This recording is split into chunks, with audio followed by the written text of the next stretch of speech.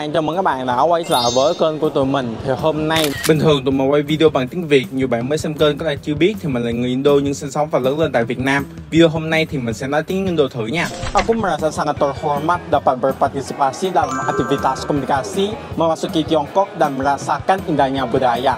Dari Yayasan Amal, Huang Yicong, dan Huang Minghua. Semua orang pasti tahu bahwa makanan Tiongkok sangat kaya dan beragam. Jadi banyak teman-teman yang pertama kali datang Tiongkok gak tahu harus coba hidangan yang mana. Hari ini saya akan mencicipi berbagai hidangan Tiongkok bersama kalian dan merasakanlah keindahan budayanya ya. Jadi ayo kita pergi.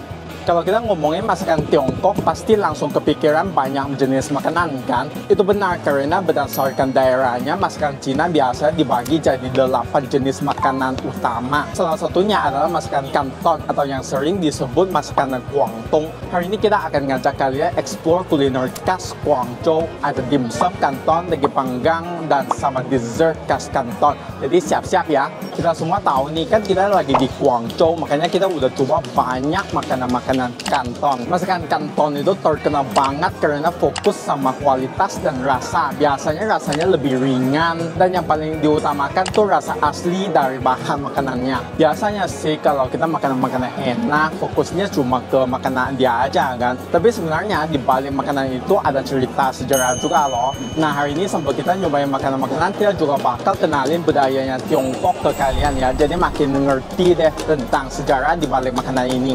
Hari ini kita sampai di Jalan Beijing di Guangzhou. Jalan Beijing adalah jalan terkenal berusia ribuan tahun di Guangzhou. Jalan ini telah menjadi pusat komersial Guangzhou sejak dinasti Han dan menjadi saksi kemakmuran dan perubahan budaya kota selama ribuan tahun. Di bawah kaca ini terdapat reruntuhan jalan kuno dinasti Song. Selain itu di sini juga berupa jalan kuliner dengan berbagai hidangan lokal. Yuk sekarang kita pergi coba teh pagi yang mewakili masakan Kanton. Temcha di Guangzhou berasal dari budaya tradisional rumah teh di zaman dulu. Ini adalah kebiasaan unik orang-orang Lingnan buat minum teh, makan camilan, dan ngobrol santai. Lama-lama kebiasaan ini jadi bagian yang nggak bisa dipisahkan dari kehidupan sehari-hari orang Kanton. Ini adalah hakao dimsum khas Kanton. Cara masaknya dikukus jadi rasa asli bahannya tetap terjaga. Isiannya biasanya terdiri dari daging babi, udang, rebung, dan sedikit bumbu. Biasanya aku suka mencelupkan hakao ke sos kecap yang dicampur sedikit cabai. Begitu digigit, rasa udangnya seperti meledak di mulut. Ini adalah ceker ayam feng chua. Aku baru pertama kali coba makanan ini dan cekernya udah dimasak sampai super empuk. Begitu masuk mulut, rasanya lembut, gurih dengan sos manis pedas yang berasap sempurna plus aroma khas tausi. Teksturnya lembut tapi masih ada sedikit kenyal dan tulang yang gampang banget lepas. Setiap gigitan terasa memuaskan banget. Terakhir kita coba tanta ekta. Kulit luarnya super crispy, begitu digigit rasanya renyah dan aromanya harum banget. Isiannya berubah ke star egg yang lembut. Manisannya pas dan gak bikin enek. Ada sedikit-dikit aroma susu yang bikin nagih. Setelah makan ektar ini paling pas minum teh hangat buat menetralisir rasa manisnya. Pantesan orang-orang Kanton selalu pairing ektar dengan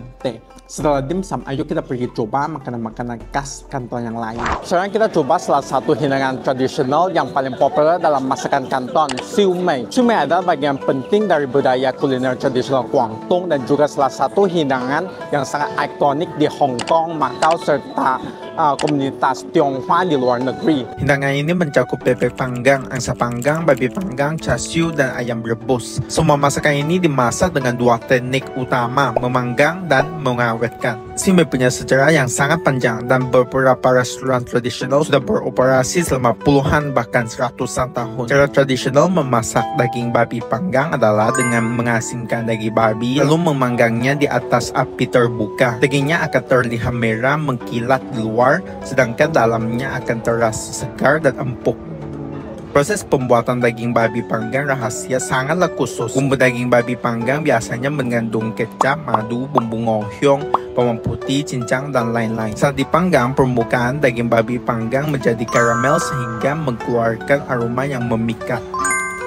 Ini dagingnya segar dan empuk serta tidak berminyak. Saat dikunyah rasanya renyah di luar dan empuk di dalam, manis-manis asin-asin. Benar-benar enak. Di Guangzhou, char siu bukan cuma sekedar hidangan, tapi juga adalah simbol dari budaya siu mei Guangdong. Ini adalah makanan yang pasti ada di meja makan saat perayaan atau kumpul-kumpul keluarga. Setelah makan char siu spesial ini, kita bakal lanjut explore makanan-makanan yang kanton lainnya. Baru saja makan yang asin, sekarang saatnya mencoba sedikit makanan manis. Hidangan manis Kanton juga merupakan bagian besar dari masakan Kanton. Ada berbagai macam pilihan dan dibandingkan dengan hidangan manis dari daerah lain, hidangan manis Kanton lebih menonjolkan rasa asli dari bahan-bahan utamanya dengan rasa yang segar dan ringan. Guangzhou terletak di selatan Cina yang panas sepanjang tahun, terutama di musim panas dengan suhu yang cukup tinggi. Orang-orang Guangzhou sangat memperhatikan kesehatan dan makanan penutup seringkali memiliki efek yang menyegarkan tubuh yang membuat orang Guangzhou sangat suka hidangan manis ini. Biasanya menu ini begitu banyak pilihan manisnya sampai bingung mau pilih yang mana. Tapi akhirnya kita memutuskan untuk memesan susu kulit ganda yang sangat terkenal ditambah dengan green bean soup.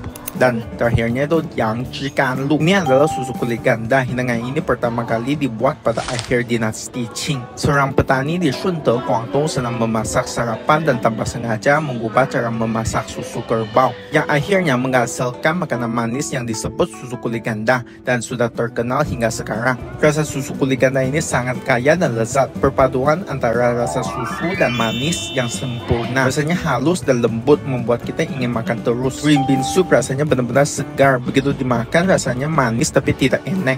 Dengan aroma kacang hijau yang kuat, teksturnya halus dan lembut, sangat menyegarkan.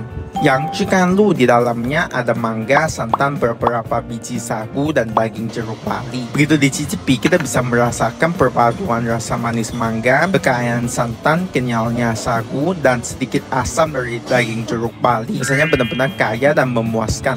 Jika kamu datang ke Guangzhou, kamu pasti tidak boleh melewatkan makanan-makanan penutup khas Kanton ini. Tidak hanya mewakili rasa Guangzhou, tapi juga menjadi gambaran bagaimana masakan Kanton sangat mengutamakan bahan-bahan dan tekstur yang berkualitas.